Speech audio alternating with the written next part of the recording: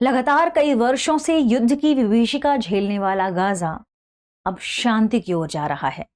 यानी एक बड़ी अंतर्राष्ट्रीय खबर है, गाजा में शांति सम्मेलन ऑर्गेनाइज होने वाला है जो 13 अक्टूबर 2025 यानी आज होगा, जिसकी मध्यस्थता यानी इसकी मेजबानी 3 प्रमुख राष्ट्र के प्रमुख करने वाले हैं, जिसमें मिस्र के राष्ट्रपति अब्देल फतह अल सीसी और US president Donald Trump plus Qatar के प्रतिनिधि शामिल हैं। अब बात और इंपॉर्टेंट बात यह है कि यह सम्मेलन ऑर्गेनाइज कहां होने वाला है। यह सम्मेलन ऑर्गेनाइज होने वाला है मिस्र के शहर शर्म अल शेख में। ठीक है, तो आइए जानते हैं गाजा पीस सम्मेलन 2025 के प्रमुख फैक्ट के बारे में। ध्यान रखिएगा, कहां पर आयोजित होने वाला है यह?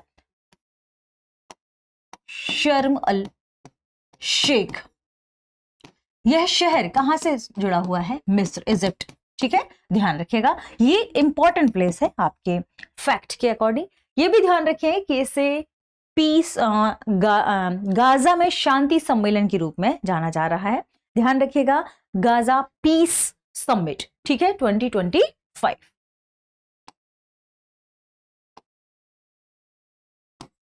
अंतर्राष्ट्रीय स्तर पर देखें तो ये बहुत ही बड़ी खबर है, क्योंकि कई दशकों से गाजा में अशांति मौजूद थी।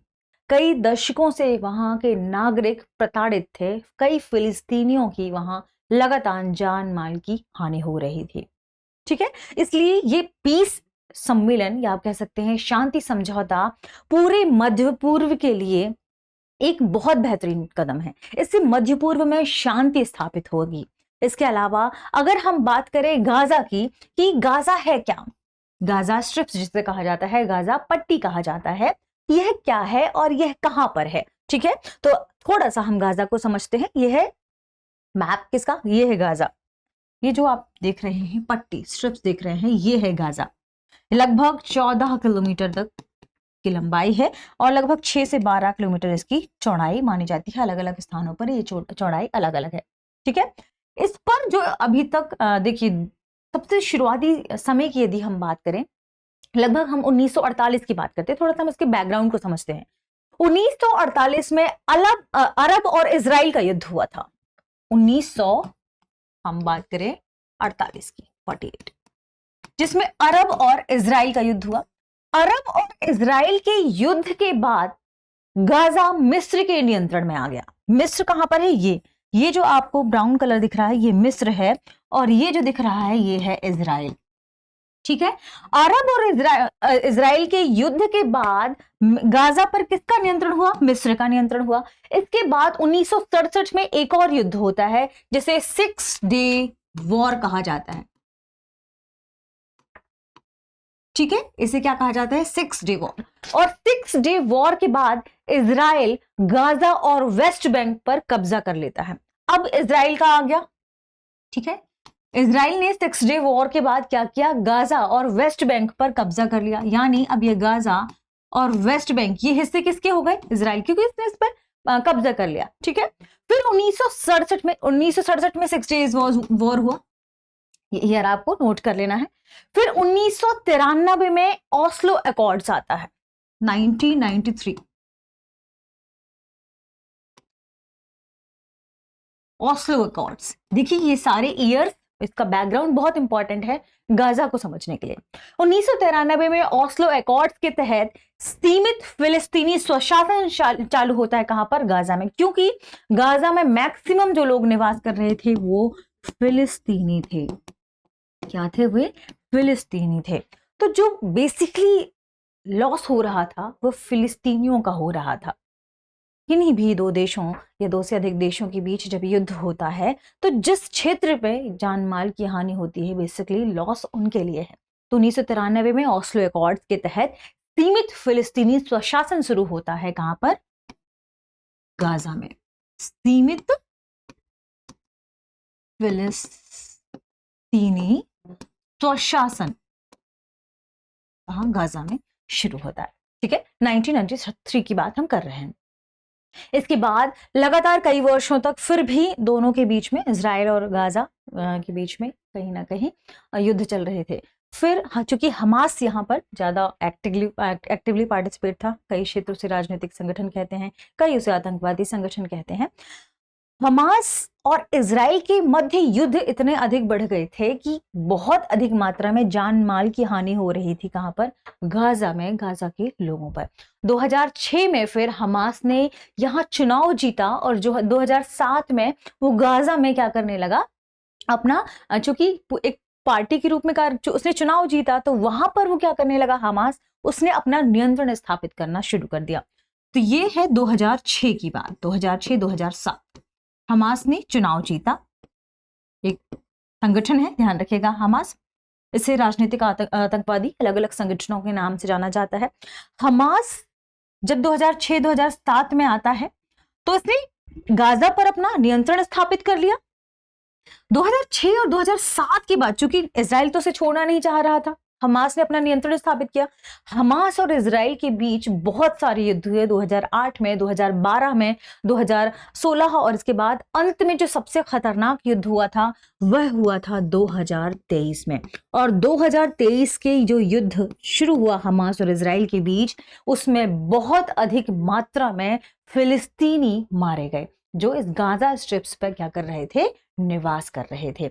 और इनकी मृत्यु के बाद फिर प्रमुख रूप से 3 देशों के आप कह सकते हैं प्रतिनिधि, जिसमें मिस्र, अमेरिका और कतर के प्रतिनिधि, इन तीनों ने मध्यस्थता की हमास और इजराइल के बीच, यानी गाजा और इजराइल के बीच। और इसी की मध्यस्थता का नतीजा है ये कि मुख्य रूप से अमेरिका, मिस्र और कतर के जो वार्ताकार हैं, इन्होंने गाजा पीस समिट ऑर्गेनाइज करने की बात की। और अंततः जो इजराइल का युद्ध चल रहा था, वॉर चल रहा था गाजा, हमास और उसके बीच में, इजराइल के बीच में, गाजा को लेकर, वह रुक गया। हालांकि इसमें हमास और ईरान ने इस समिट में शामिल होने से मना कर दिया है, अस्वीकार कर दिया है, लेकिन फिर भी ये अपने आप में अंतर्राष्ट्रीय लेवल पर मध्य पूर्व पर शांति स्थापित करने के लिए, गाजा के लोगों के लिए एक बहुत ही बेहतरीन सम्मेलन के रूप में निकलकर सामने आता है। राष्ट्रपति डोनाल्ड ट्रंप स्वयं इस समिट में अपना वक्तव्य भी देने वाले हैं। भारत से प्रधानमंत्री नरेंद्र मोदी को इन्विटेशन मिला था, लेकिन कुछ खास उनकी अलग यहाँ पर एंगेजमेंट थी, इसलिए भारत की तरफ से जो प्रतिनिधि मंडल शामिल होने वाला है, ये ध्यान रखें, ये भी बहुत इंपॉर्टेंट है कि भारत की तरफ से कौन शामिल होने वाला है। फिर हम मुख्य उद्देश्य की बात करेंगे। तो जो भारत है, भारत की तरफ से सम्मेलन में विदेश राज्य मंत्री कीर्ति वर्धन सिंह शामिल होंगे, तो ये भी इंपॉर्टेंट है, आपको नोट कर लेना है। भारत विदेश राज्य मंत्री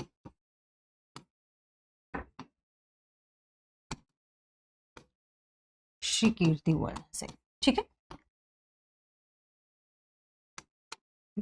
शामिल होंगे। ये एक और इंपॉर्टेंट बात कि आखिर इस पीस अकॉर्ड का या पीस समिट का मुख्य उद्देश्य क्या है। यह सम्मेलन मध्य पूर्व में शांति और स्थिरता लाने के लिए बहुत ही इंपॉर्टेंट सम्मेलन है। मध्य पूर्व में शांति व स्थिरता लाने के लिए,